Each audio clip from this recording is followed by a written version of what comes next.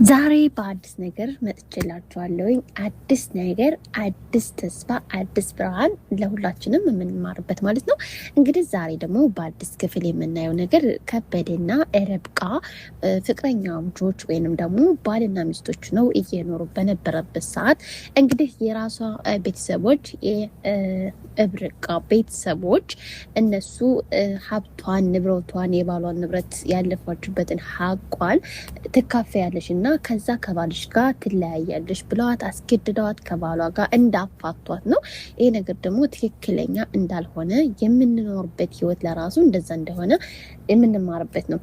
እንግዲህ ዛሬ በክፍል አንድ የምናየው ከበደ ከጀንበር ጋር እያወራ ነበር እና በስልክ በሚያወራበት ሰዓት ርብቃ በመሀል በመንገድ ላይ ሶፍትና የተለያዩ ነገሮች እየሸጠች የምትገዛ ካለ ምናምን እያለች እየመጣች ወደሱ ስትመጣ እሱ የመጀመሪያ ባሏ ፍቅረኛዋ ነበረ። በጣም ደነገጠች። ከበደ አንተ ነህ? እንዴት ነህ? ደህና ነህ? አንቺ ነሽ እንዴ? አለሽ እንዴ? አለሽ ግን በህይወትሽ እንዴት ነሽ? እንዴት ነው ሶፍት ለመሸጥ እና የተለያዩ ነገሮች እንደዚህ በየጎዳናው ላይ እየሸጥሽ ማየት ያለብኝ? ምንሽ ነው? በሰላም ነው? የኔ ጉድ ብዙ ነው ምናምን ብላ ለቅሷን ያዘች። ከዛ እሷም ደግሞ ጀንበር እያወራ ስለነበረ ከበደ ጋ እሱም ስልኩን ይዘጋዋል። እንዴት ጆሮ ላይ ይዘጋብኛል ይሄ ልጅ ምን ሆኖ ነው ብላ እሷም እብድ ትላለች ጀንበር። ከዛም እሱም ደግሞ ርብቃዬ ምን ሆነሽ ነው? ምን አጋጥሞሽ ነው? ምን ሆነሽ ነው? በቃ ያልሆነች የለም በጣም ተሰቃይታ ነበር እና እሷም ደግሞ ስለምትወደው ስለምታፈቅረው በነሱ በወንድሟ አስበብና በእናቷ አስበብ ትዳሯን እንዳበላሸችው ምናምን ነው እሷ ያደረችው። እሱ ግን አልነገረችውም። በቃ ተረጋጊ፣ ወደ ቤት እንሄድ ሲላት እኔማ ወደ ቤት አልሄድም፣ ምን ቤት አለኝና እኔ እኮ የድርሻዬን ወስጄ ሄጃለሁኝ፣ እኔ ቤት የለኝም አልሄድም ብላ ትለዋለች።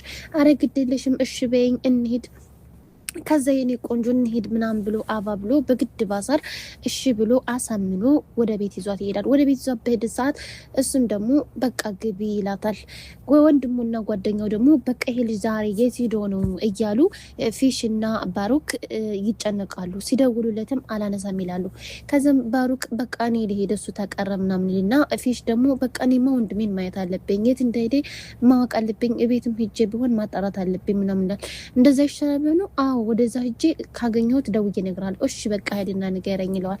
እሱም ደግሞ ፊሽ ወደ ቤት ይመጣል። ያው ከበደ ደግሞ ወደ ቤቱ ገብቶ የእሷን ልጅቷን ይዞ መጥቶ ቤት አስገብቶ ከዛ ቁጭ በይ መጣሁልሽ ብሏት ነበረ። እሱም ደግሞ ሸዋር እንድትገባ ልብሶች ይዟላት ይመጣል። እንዴ ምንድነው ምናምን ቁጭ አትይም እንደ ለምን ቁጭ አላልሽም? አይ ይሄኔማ ምን ቁጭ እላለሁ አልልም እንዳይትኸኝል እንደ ካገኘህብኝ ቦታ ምናምን ትለዋለች።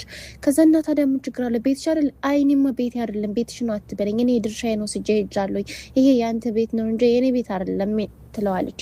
ከዛ እሱም ደግሞ እንኪ ብሎ ቀሚሶቹን ይሰጣል። እንዴ ይሄ ደግሞ ምንድነው? እንዴ ቀሚሶችሽ፣ እኔ ንብረቶችሽ ሁሉ ነገሮችሽ ልክ እንደነበረ እንዳስቀመሻቸው እንዳሉ ናቸው። እኔ ከአንቺ ውጭ የምወደውና የማፈቅረው ሚስትም የለኝም። አንቺን የማትረሳ ስለሆንሽ ሌላ ሴት በመሀል ማስገባት አልቻልኩም ይላታል። ከዛ እሷም ደግሞ ይገርማታል። ወደ ሸዋር ቤት ትገባለች። ሸዋር ቤት ገብታ የባለፈውን ትዝታቸውን እሱ ከሱቅ መጥቶ ገዝቶላት መጥቶ ቀሚሱን ሲሰጣት እንደምታመሰግነው ምናምን እያወሮች ነበረ። ከዛም በኋላ በጣም የሚገርም ነው ግን እስካሁን ድረስ እንዴት ሊያስቀምጨው ቻለ? ወይንስ ይሄ ቀሚስ ለአዲሲቱ ሚስቱ ገዝቶላት ነው? ወይንስ ይሄ የኔ ነገር ነው? ደግሞ እኮ ይሄ ቀሚሱ የኔ ነው፣ እርግጥ የኔ ነው አልከዳም፣ ግን ደግሞ አይታወቅም እንዴ እስካሁን ድረስማ ያገባል ምናምን ብላ ትላለች። ከዛም በኋላ ትወጣለች። ሻወራን ገብታ ስትወጣ እሱም ሶፋ ላይ ቁጭ ብሎ እንዴ በጣም አምሮባት ነበር እንዴ ምን ነው ምናምን አይ አምሮብሻል አላት። እንዴ አይደለ አሁንማ ከስቼ የለ እንዴ እንዴት ያምርብኛል እንዴ አይ ደህና ነሽ ምንም አትይም ጥሩ ነሽ ኧረ ከሳሽ ባላ እንደምናምን ይላታል። አዎ እሱንማ ደህና ነኝ አልሐምዱሊላህ ትለዋለች። ከዛም በኋላ እሱም ደግሞ በቃ የምትፈልጊውን ምግብ ላዘጋጅልሽ ይላታል። አይ እኔ ነኝ የምሰራው አይ እኔ ነኝ አንቺ እንግዳ ነሽ አይደል ለቤቱ ስለዚህ እኔ እሰራለሁ ይላታል። እሺ በቃ ትልና እሱም ደግሞ ወደዛ እየሄደ ያለ ወደሷ እያየው ትከሻውን ግርግዳ ይመታዋል። በቃ አይ ማለት ነው በቃ ያውን አልተቀየርክም ማለት ነው ምናምን ትለዋለች። እሱም ደግሞ አዎ በቃ ይልና ሰርቶ ይመጣል።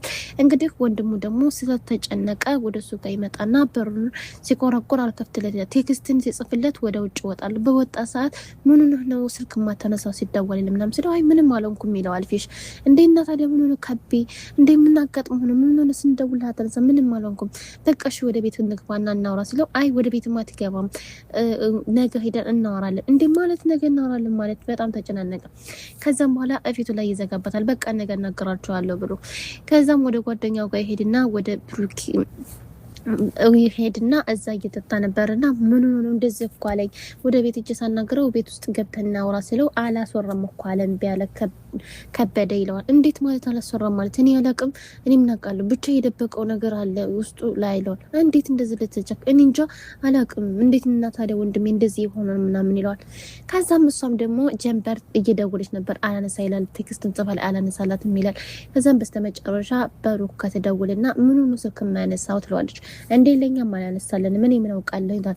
ግን እኮ ለኔ ደግሞ አስቶኛል። እንዴ እድለኛ ነሽ ማለት ነው አንቺ ካነሳልሽ፣ እኛ ግን እስካሁን ድረስ ለወንድሙ አያነሳትም ለኔም አላነሳልኝም ይላል።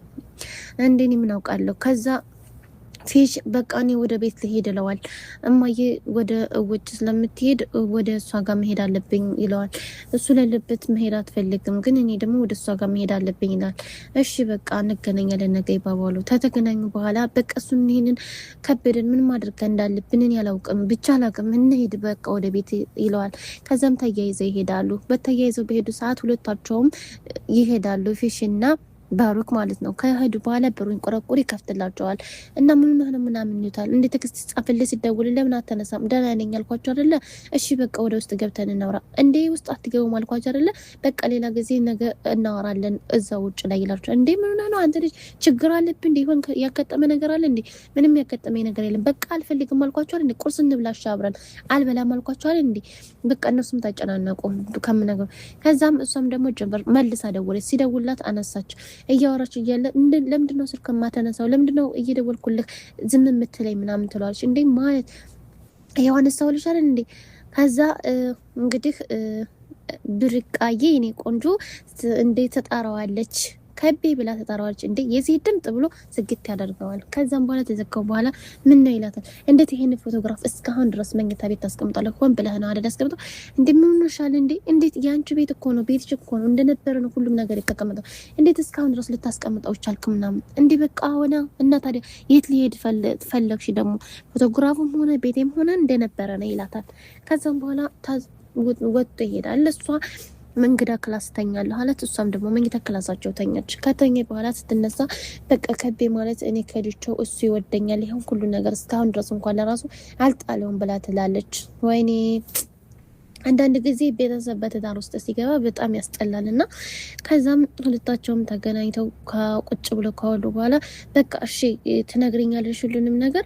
እኔ እኮ ከድቻለሁ፣ እኔ እኮ ሁሉን ነገር አድርጌያለሁ፣ ግን ይቅርታ አድርግልኝ ብላ እግሩ ላይ ተደፍታ ይቅርታ ጠይቀዋለች።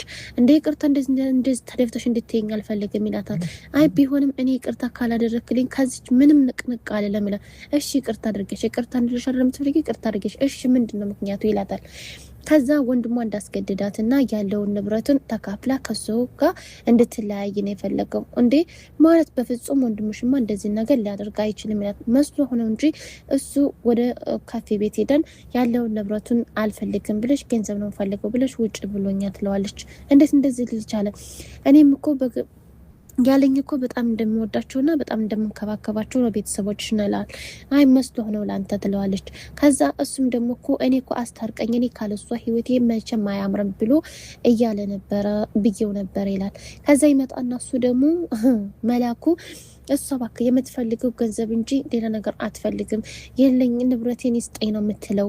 ስለዚህ አልፈልግም እያለች ነው። ተው እጂ ሴት የምትባል የኔ እህት ብትሆንም በጣም መጥፎ ናት ብሎ ያንን ማስታወስ ጀመረ። አይገርምም? እንዴት አይነት ማስመሰል! የእህቱን ቤት አንድ ሰው ትዳር ከያዘቻት ሴት ጥሩ ህይወት እየኖረች ካለ በቃ የምትፈልገው ነገር ታስተካክለው ታገኘች። ቤተሰብ በመሀል ላይ ገብቶ ለምን የእህታቸውን እሱም የእህቱን ትዳር ለምን ያፈርሳል? እናትስ የልጇን ትዳር ለምን ታፈርሳለች? ሞቅ ካለበት ጎጆዋ የምትፈልገው ነገር ልጅቷ ታታመቹ ታካደረች። በጣም አስቸጋሪ ነው። እንግዲህ ከዛም በኋላ እንደዛ ብሎ ይለዋል። በቃ እኔማ የፈለገችውን ነገር ሰጣታለሁኝ፣ ግን እኔ ከሷ መለየትም አልፈልግ ከሷ መርቄ መኖርም አልችልም ይላል ከቤ። ከዛም በኋላ እንደዛ እያለ እሺ የምፈልገውን ነገር ሰጣታለህ ይላል። አይገርምም? ይቺ ደግሞ ቀጭቃላ አልወደድኳትም ካሁኑ ማለት ነው። ጀንበርን ማለት ነው። እኔ እኮ ጨኛ ነኝ እኔ ስደውልልህ ለምንድን ነው የማታነሳው ምናምን ብላ አትለፈልፍም። ከዛ ወንድሙ ደግሞ ፊሽ በቃ እኔ ወንድሜ ምን እንደሆነ አላውቅም ለማጊልን ጋራስና ሂዳ ቤቱ ትየው እንዴ ምን እንዳለ እኔ ምን አውቃለሁ ጨነቀኝ እኮ እሱ ሄድ አላስገባም ማለቱ እንደ አንድ ነገር ልጠይቅህ እንዴ ብሎ ይጠይቀዋል። ምንድን ነው ምናልባት ሴት ያስገባ ይሆን እንደ ወደ ቤቱ ይለዋል። ኧረ እሱ እንደዛ አይነት ነገር አያደርግም። እና ታዲያ ምን ሆኖ ነው አንተ ደግሞ አታውቅም እንዴ ጀንበር እሷን ለማስረሳት ርብቃን እንዲረሳት ስንት ያላደረገችው በቃ እኔ ማማየን እኮ ልክ የሆነ ነገር እንዳ እሷን ደግሞ አይከለክላትም ገብታ ታያለች እኮ ብዬ ነው አያለንና አማራጭ መሞከር አለብን እንጂ እሷን መላክ አለብንም ይለዋል። እንደዛ ከሆነ እሺ በቃ እኔ ባጥርም ቢሆን ተንጠልጥሌ ያለበትን ነገር ማወቅ አለብኝ ይለዋል። በቃ እሺ ደውልልኝ እደውልልሃለሁ ይባባሉ። እሺ እኔ እኮ ጨነቀኝ በጣም ይላል። እንግዲህ ደግሞ ከዛ በመሀል ላይ ጀንበርዬ ትደውላለች ወደ ከቤ ጋር። ከዛም እሱም ያነሳዋል። አንተ ስልክ ትደውልልህ አታነሳም እንዴ ለምንድን ነው የምትዘጋብኝ ምን ነው እኔ ከውጮኛ ነኝ ትለዋለች። እና ታዲያ እኔ እሱን መሽከርኩኛል ምን ሆነሽ ነው አትጩይብኛ ምናምን ላት እንዴ አትጩይብኝ ማለት መጨቃጨቅ ማለት ምን ማለት አንተ ሁልጊዜ እኔ በደወልኩልህ ሰዓት እንደዚህ መጨቃጨቅ ነው የምትችለው ሁልጊዜ እና ታዲያ ምን ላደርገሽ ምናምን ይላታል። ከዛ እና ታዲያ ከዛ እሷም ደግሞ በስተጀርባ ሆና ወደ እሱ ጋር ትመጣለች። በምትመጣ ሰዓት እንዴ ጀንበር ነው ያልከው ብላ እሷም ትደነግጣለች። ከዛ ያዘችውን ሳህን ተጠለዋለች። በጣለችው ሰዓት እሱም ደግሞ ከበደ ይደነግጣል፣ ስልኩንም ይዘጋዋል። እንግዲህ እዚህ ላይ ያበቃል። ቀጣይ እስከምንገናኝ ድረስ በያላችሁበት ያለ ሰላምና እዝነት ይወርድላችሁ። ላይክ እና ሰብስክራይብ ሼር ማድረጋችሁ እንዳትረሱ። አዲስ ነገሮች እንዳመጣላችሁ